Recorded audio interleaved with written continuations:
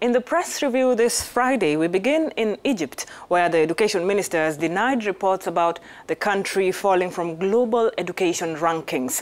Egypt Independent reports that Tarek Shouki was referring to statements he made last week when he was speaking at the Akhbar Al-Yum conference. And according to him, the statements were mistakenly perceived due to his dissatisfaction with Egypt's low ranking. These are his exact words regarding the matter during a phone interview to DMC channel on Wednesday. I was talking at the conference about international rankings and where Egypt stands in this regard. In general, we are not satisfied with how Egypt is doing, given the latest rankings. We ranked 138 out of a total of 139 countries. The year before, we ranked 134.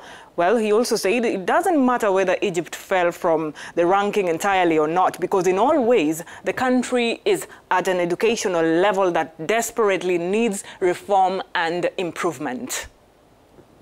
We move on. We now look at the New African magazine, and a new report from the South African Institute for Race Relations has come up with some astonishing finding. Illegal migrants in South Africa are not only boosting the economy, they are creating thousands of new jobs for South African citizens. They are teaching South Africans and the ANC government valuable lessons with regard to job creation. This is through entrepreneurial but sometimes unconventional business practices without the benefit of the protective legislation on the law book in order to enhance local job creation for Black South Africans. Numerous migrants found work where there was none and raised capital, even though they had no access to bank accounts or loans. They moved into territories where competition was brutal, such as the township grocery stores known as spaza shops and informal trading in Johannesburg's inner city. These migrants surprised all by beating South Africans at their own game. An advisor for corporations on the workings of the South African informal settlement, Gigi Alcock, has even indicated that 80% of the approximately 100,000 spaza shops have been taken over by foreigners. New African magazine, however, says being a migrant in South Africa is not for the faint-hearted. They must be prepared to play a nerve-wracking cat-and-mouse game with law enforcement while being vulnerable outsiders who become the victims of robberies, murders, and xenophobia with the attendant looting and burning of their shops.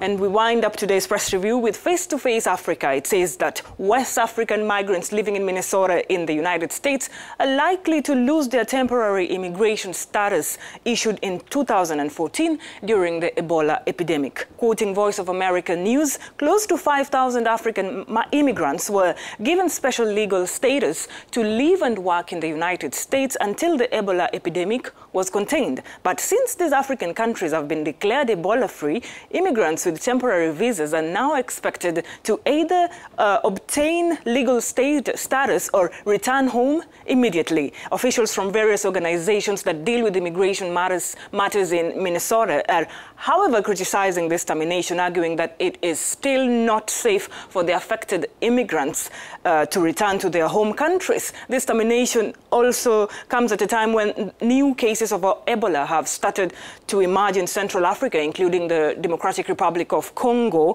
where at least 3 people have died. U.S. officials are yet to release the actual number of West African immigrants with temporary immigration status, though it is estimated that close to 500 people will be affected by the termination. That's it from me.